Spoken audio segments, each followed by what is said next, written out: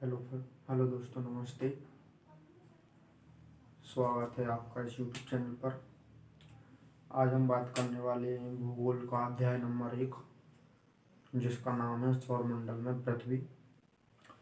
Class 6वीं की आज हम भूगोल का अध्याय 1 पढ़ने वाले हैं। अध्याय 1 पढ़ने से पहले कुछ बेसिक चीज़ें मैं आपको बता दूं। हम रात्रि के समय देखते हैं बहुत से तारे चमकते रहते हैं, और सुबह भी देखते हैं। कभी चंद्रमा को भी हम देखते हैं। कभी चंद्रमा हमारे लिए पूरा दिखता है तो कभी चंद्रमा हमारे लिए आधा दिखता है, तो कभी बिल्कुल छोटा सा दिखता है।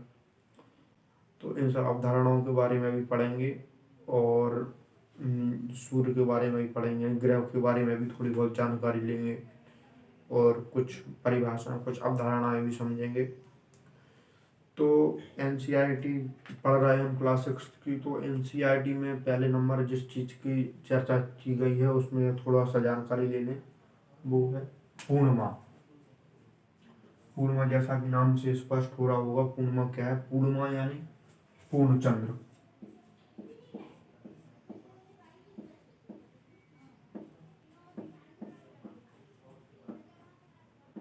पूर्ण चंद्रमा दिखता है, यानी जब चंद्रमा पूरी तरीके से हमारे लिए दिखता है तो उसको हम पूर्णिमा कह देते हैं। और अमावस्या जब चंद्रमा कम दिखता है।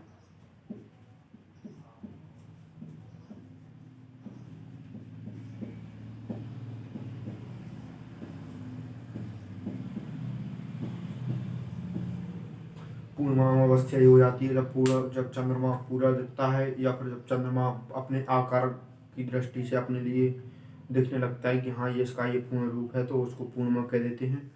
और अमावस्या जब चंद्रमा का बहुत कम हिस्सा हमारे लिए दिख पाते हैं तो हम उसको अमावस्या कह देते हैं। इसके पीछे एक बहुत लंबी थ्योरी है, उसको हम बाद में जानेंगे।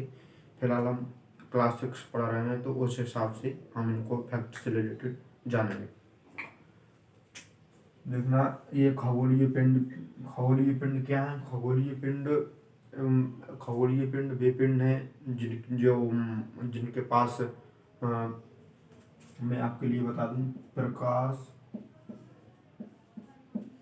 ऊष्मा व चमकीले पिंड। जिनमें प्रकाश है, जिनमें ऊष्मा है, जो चमकते हैं, उनके लिए हम क्या कह देते हैं? खगोलीय पिंड कह देते हैं। अब और जो गैसों से हैं,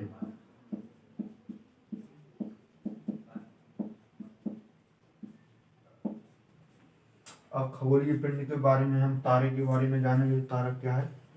तो तारा जब ये प्रकाश और ऊष्मा और ये गैसें ज्यादा मात्रा में हों,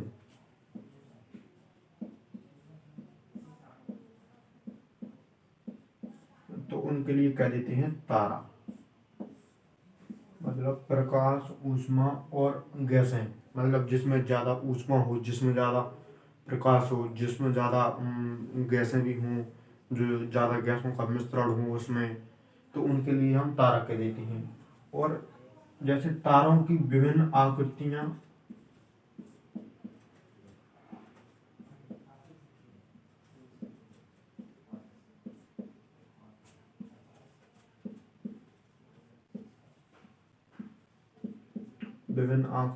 एवं समूह।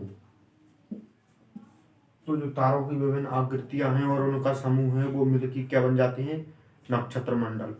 नक्षत्र मंडल का हम एग्जाम्पल देख लेते हैं। आरसी मेजर और बिग बियर, ये दो नक्षत्र मंडल हैं। दो नक्षत्र मंडल मतलब तारों का जो समूह होता है, जो उनकी विभिन्न आकृतियां होती हैं, उनके लिए हम क्या बोल देते हैं? नक्षत्र मंडल बोल देते हैं।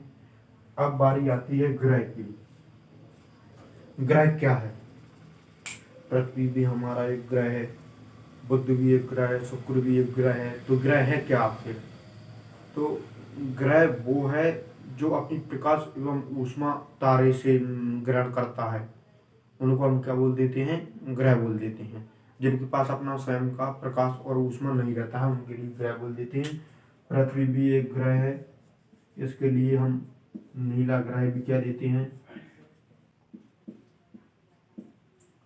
और पृथ्वी एक तरीके से एक अद्भुत ग्रह भी है, क्योंकि इसमें जीवन की संभावना है, इसमें गैसें भी पाई जाती हैं, इसमें ऑक्सीजन भी है, इसमें नाइट्रोजन भी है जो हमारे जीवन की वृद्धि के लिए आवश्यक है, ऑक्सीजन है जो जीवनदायिनी गैस भी कहते हैं। तो पानी भी है, इसमें 2/3 हिस्से पर पानी भी है, तो उसके लिए नीला ग्रह भी कह देते हैं। तो पृथ्वी एक ग्रह है और ये नीला ग्रह है और एक बहुत ही महत्वपूर्ण ग्रह है।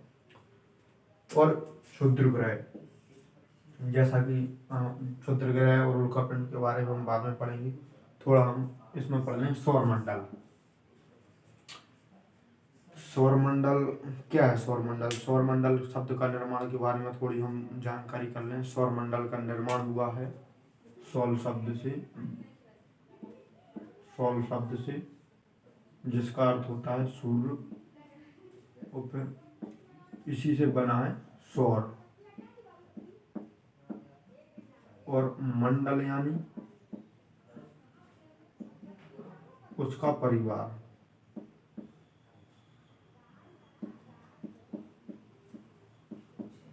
तो सौरमंडल क्या है? सूर्य एवं उसका परिवार। अब सूर्य एवं उसका परिवार,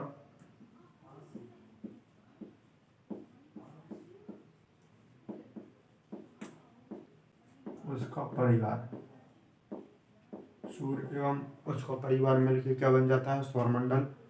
और सौरमंडल और उसके परिवार में जो आती हैं उनमें ग्रह भी हैं, उपग्रह भी हैं, उल्कापिंड भी हैं, क्षुद्र ग्रह भी हैं, ये सब मिलकर उसका बनाती हैं सौरमंडल। तो उस उपग्रह के बारे में, हम ग्रहों के बारे में बात कर लें। ग्रह के नाम हम जानकारी कर लें। बुध, शुक्र,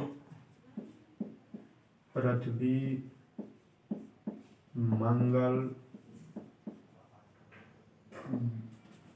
बृहस्पति,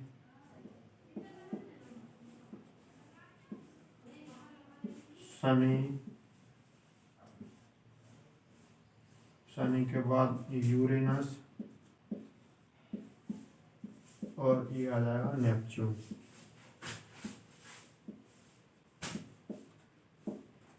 इससे पहले एक ग्रह और हुआ करता था, उसका नाम प्लूटो था। सन 2006 में खगोलीय अंतर्राष्ट्रीय खगोलीय संगठन ने उसके लिए हटा दिया और उसके लिए बौन ग्रह की संज्ञा दे दी गई। तो वो उस ग्रह को हम काउंट नहीं करते हैं। अभी वर्तमान में ग्रहों की संख्या 8 है, जिसमें बुध सबसे नज़दीक ग्रह है और नेपच्यून सबसे दूर ग्रह है। बुध को अपनी परिक्रमा करने के लिए 88 दिन लगते हैं, और सबसे ज़्यादा दिन लगते हैं नेपच्यून को, जो अपनी परिक्रमा बहुत से वर्षों में कर पाता है। थोड़ा हम इम्पोर्टेंट फैक्ट्स के बारे में जानेंगे, उससे पहले हम अपने उपग्रह चंद्रमा के बारे में जान लें। चंद्रमा उपग्रह, देखना उपग्रह वो होती हैं जो ग्रहों की परिक्रमा करते हैं। तो उपग्रह किसी के पास हो भी सकते हैं, किसी के पास नहीं भी हो सकते हैं। जैसे हम मान लें बुध के पास नहीं है, शुक्र के पास नहीं है, पृथ्वी के पास एक है, मंगल के पास 2 हैं, और इसी तरीके से बृहस्पति के पास बहुत से ज़्यादा हैं, करीब 54 के करीब हैं, मैं अगर ध्यान सही कर पा रहा हूँ तो। और शनि के पास भी बहुत ज़्यादा ग्रह हैं। तो कुछ के पास ग्रह हो भी सकते हैं, कुछ के पास उपग्रह हो नहीं भी हो सकते हैं। तो उपग्रह हम चंद्रमा के बारे में बात कर लें। उपग्रह चंद्रमा है, ये पृथ्वी का उपग्रह है।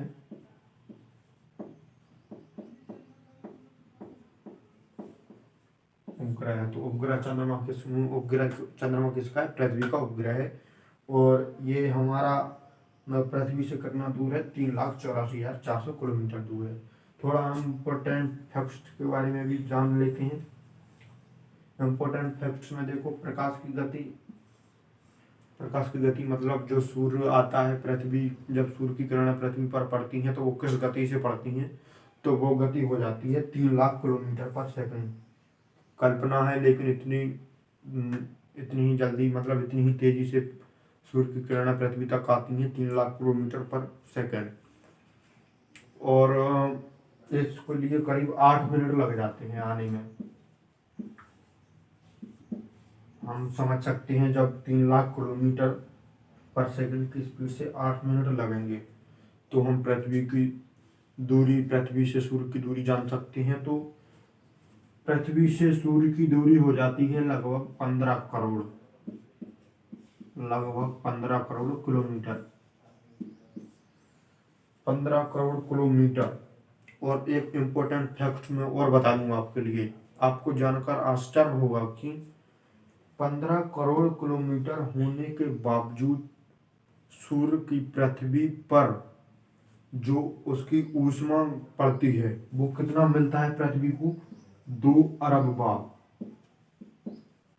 2 अरब बार हिस्सा, 2 अरब बार हिस्सा मिलता है पृथ्वी के लिए। और उसके बावजूद पृथ्वी पर कितनी सारी ऊष्मा है, कितनी सारी ऊष्मा है, ये आज एक सोचने वाली बात है। और एक और इम्पोर्टेंट फैक्ट बता दूं, कुछ मानव निर्मित उपग्रह भी रहते हैं जो जिनका उपयोग संचार माध्यमों के लिए किया जाता है। और इनमें इनसेट है, एडुसेट है और एक उपग्रह और है जो हम इंडिया का है संचार माध्यमों के लिए। इनका उपग्रह का उपयोग देशों की स्थिति, देशों में क्या चल रहा है उस लिए भी किया जाता है, संचार माध्यमों के लिए भी किया जाता है। और ये 303 ये इम्पोर्टेंट फैक्ट हो गया। क्षुद्र ग्रह के बारे में थोड़ी बात कर लेते हैं हम। क्षुद्र ग्रह क्या है? क्षुद्र ग्रह मान लें ये मंगल है, ये बृहस्पति है, तो इनके बीच एक ऐसी ऐसी पट्टी पाई जाती है जिसमें बहुत से कण रहते हैं, बहुत सी धूल रहती हैं और गैसें रहती हैं। तो इस पट्टी को क्या कहते हैं? इस पट्टी में जो पाए जाते हैं उनके लिए क्षुद्र ग्रह कहते हैं। उल्कापिंड के बारे में बात कर लें तो उल्कापिंड कुछ नहीं है, बेसिक सी कण है, पत्थर हैं और गैसें हैं जो हमारे ब्रह्मांड में चारों ओर घूमती रहती हैं। सूर्य में है, बड़े बड़े जो तारों हैं, तारे हैं, उसके आसपास भी ये सब गति करते रहते हैं। और कई बार हम ये समाचार के माध्यम से सुनते भी हैं कि पृथ्वी से ये टकराने वाला है, और ये पृथ्वी से टकराते भी हैं लेकिन पृथ्वी के गुरुत्वाकर्षण बल के कारण, घर्षण के कारण उधर नष्ट हो जाते हैं, या फिर पृथ्वी पर आते हैं तो बहुत ही सीमित मात्रा में या छोटे छोटे कण में बट जाते हैं। तो हमने अध्याय 1 में सौरमंडल में पृथ्वी के बारे में जाना, जो क्लास 6 की जियोग्राफी है। इसमें हमने अधिकतर पूरा कॉन्सेप्ट कर लिया। इसके लिए मैं प्रश्न लेके, अगर आप बोलोगे तो मैं इसके प्रश्न भी करवा दूंगा क्लास 6 के, जो क्लास 6 के स्टूडेंट देख रहे हैं उनके लिए भी।